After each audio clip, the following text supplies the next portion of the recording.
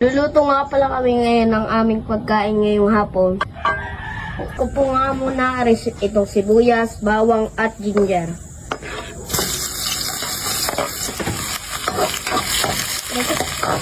Ayan o, maamoy na.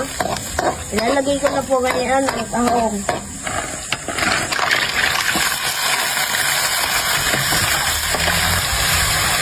Lalagyan ko naman po ng ganitong kadaming paminta.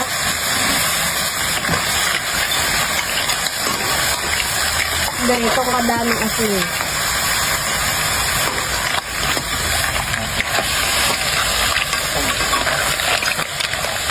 Tapos bitsin.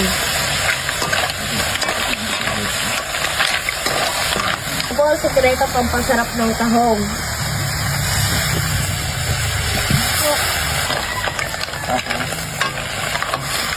At siling may talab.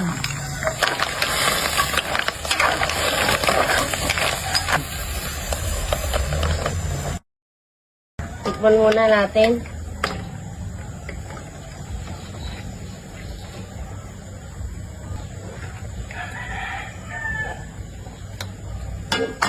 Okay na to.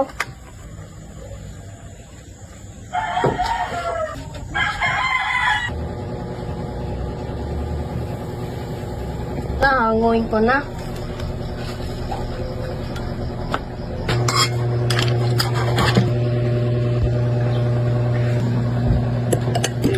Panis lagi ang Kain daw.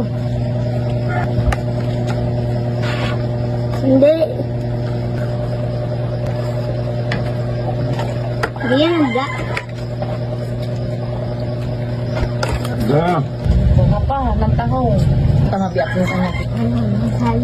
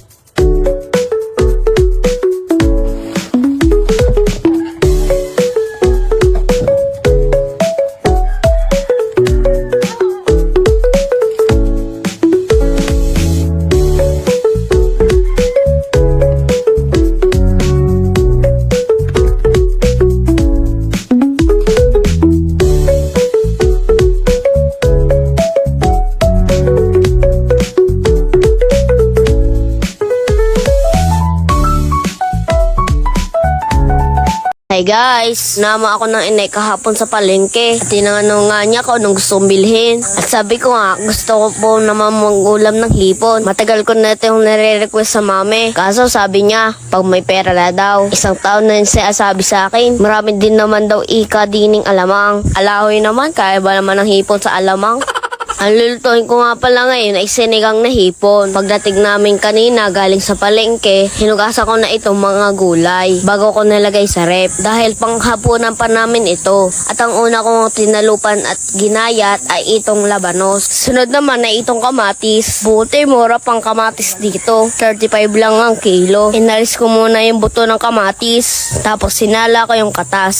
Sayang din kasi yung lasa. Sunod naman ay aring sitaw. Inalis ko lang yung pinakadulo. Saka ko naman ginayat. Isa nga pala ito sa mga paborito kong gulay. Lalo na pag hindi labsak yung luto. Magsasaog nga din pala ako dito ng kangkong. Masarap din ito pag malutong-lutong pa itong kangkong. Inalis ko lang muna yung tangkay na may ugat. Tapos ginayat ko na kasing haba ng sitaw. Maglalagay din ako dito ng sibuyas at bawang. Pinitpit ko lang yung bawang at ginayat ng manipis yung sibuyas. Kapag mabagal ka magayat ng sibuyas, papaiyak ka talaga. Nang magsaing si ate, nagpatira ako ng hugas bigas. At dito ang magluluto sa napakaganda ng kaserola ng mami. Kung gusto nyo nga pala ng ganitong kaserola, meron kaming link dyan sa comment section. Maigid din itong pangregalo sa mga nanay ngayong Mother's Day. Una ko nga niluto ay sibuyas, bawang, luya at kamatis. Mas maigi daw nang nilulutong maigi ang kamatis. Mas lumalabas yung masarap na flavor na kamatis pag lutong-luto at hindi rin madaling mapanis. Habang niluluto ang kamatis, naglagay na ako ng asin, paminta at bitchin. At nung lutong-luto na nga, saka ko naman nilagay itong sitaw. Tinakipan ko muna para mabilis kumulo, tapos nilagay ko na ring labanos. Tumitigil kasi ang pagkulo kapag may sinasahog. Magkakaiba nga pala ang tagal ng pagkaluto sa mga gulay. Kaya hindi sila sabay-sabay na inilalagay. After ko mailagay ang labanos, pinakulo ko muna bago ko nilagay ang hipon. Pagkalagay ng hipon, isinunod ko na itong siling panigang. Isang mabilis sa pakulo ulit, tapos pwede nang tikman. Nung okay na yung alat, naglagay na ako dito ng pampaasim, nor sinigang sa sampalok. Nung okay na yung asim, syempre tinikman ko yan. Ilagay ko na yung mga kangkong. Nung mailagay yung kangkong, isang mabilis sa pagkulo, kaunting halo, at titikman.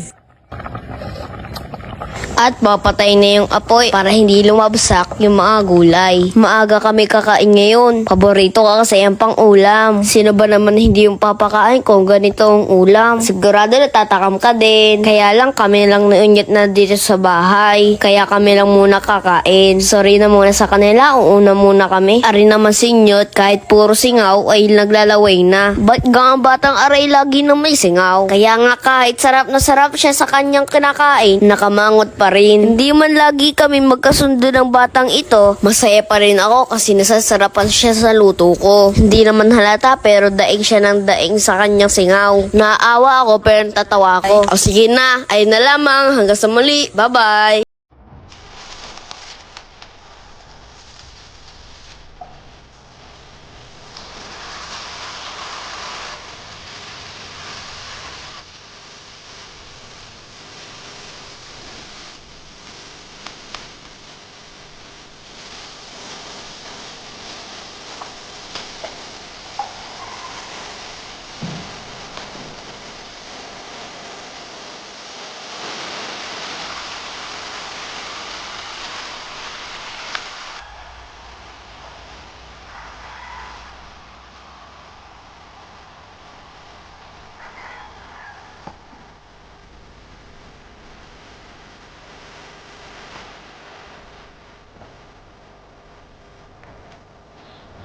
Ayun o, paborito ko na naman ang ulam namin. Napakasarap. Lalo na kapag ganitong laging kulimlim. Tapos ganito kalambot yung laman. At yung sausawan no, panalo. First time lang magluto ng garini sa amin. Siguro kung dati pa, baka malaki na ako. Sa cup noodles ko lang kasi ito natitikman. Bumili nga pala si na mami ng 1 kilong karning baka. Mas mura daw ang karning baka kaysa sa karning baboy. Kaya nga pagdating nila, dali-dali na ako nagpainit ng tubig. Napakatagal daw kasi nito palambutin. Kaya nga maaga pa, lulutuin ko na itong mga karne. Habang nagpapalambot na ng karne, ihahanda ko muna itong mga gulay. Nagtalap lang muna ako dito ng patatas at nung matalupan ko na, ay ginayat ko naman na medyo malalaki. Tapos binabad ko sa tubig para hindi mangitim. Nung kumulo na yung karne, inalis ko na itong namumo sa ibabaw. Ito yung nagiging sebo sa sabaw. Syempre, ayaw natin ng napakasebo. At iyan, nung naalis ko na yung mga nabubuo, tinakipan ko na para tuloy-tuloy ang kanya paglambot. Nagpitpit na nga pala ko din na 5 pirasong bawang. Ginayat ko na din itong 2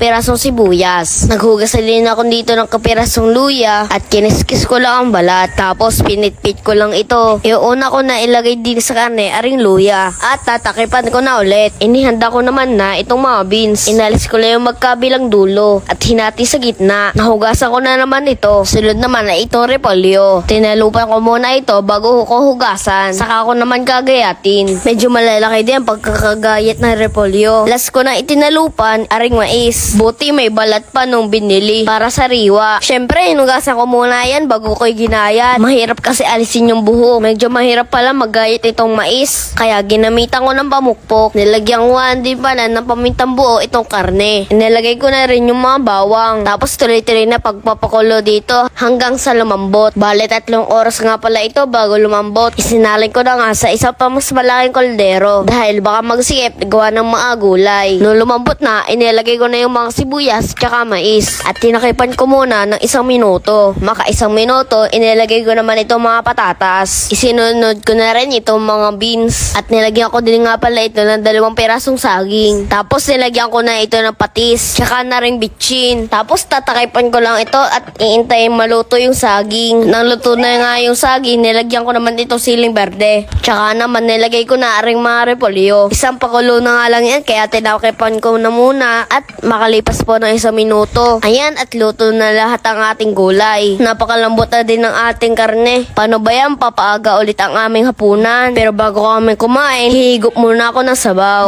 Ayan bago nakikita nyo ba yan? Nakakapahigop ng laway ano? Tara, sabay-sabay tayong humigop. Tapos ganito yung sausawan. Patis, kalamansi at saka sibuyas. At may sili pa. Tapos ganito kalambot. Habang kumakain ako, nasa isip ko na talaga nagpapasalamat ako sa lahat ng biyaya ng Panginoon. Hindi man lagi masarap ang aming pangulam, meron pa din pagkakataon na nakakain kami ng masarap. Kaya kung ikaw masarap lagi ang pangulam, lagi ka magpapasalamat sa Panginoon dahil hindi lahat ng tao nakakakain ng tulad mo. O siya, hanggang dito na lamang. Hanggang sa muli. Bye-bye! Hi guys! Ayun o, napakaluto na kutkutin. Kung wala kang ginagawa dyan, samahan mo naman ako. Gagawa tayo ng masarap na kutkutin.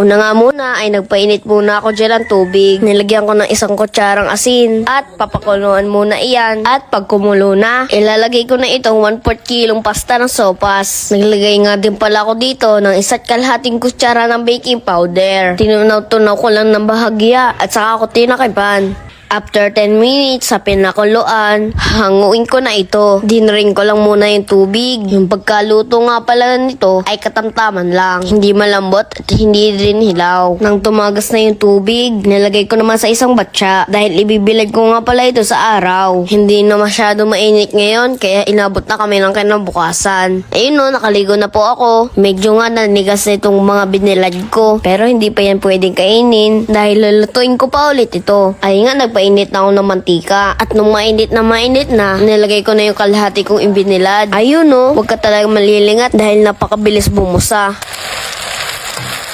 At napakabilis din nitong mamula kaya dapat bilisan mo din maghango. Kaya dapat talaga mainit yung mantika. Kasi kung hindi mainit, hindi ito bubusa. Ari nga, napakinggan yata ninyo ang lagotukan na itong niluluto ko.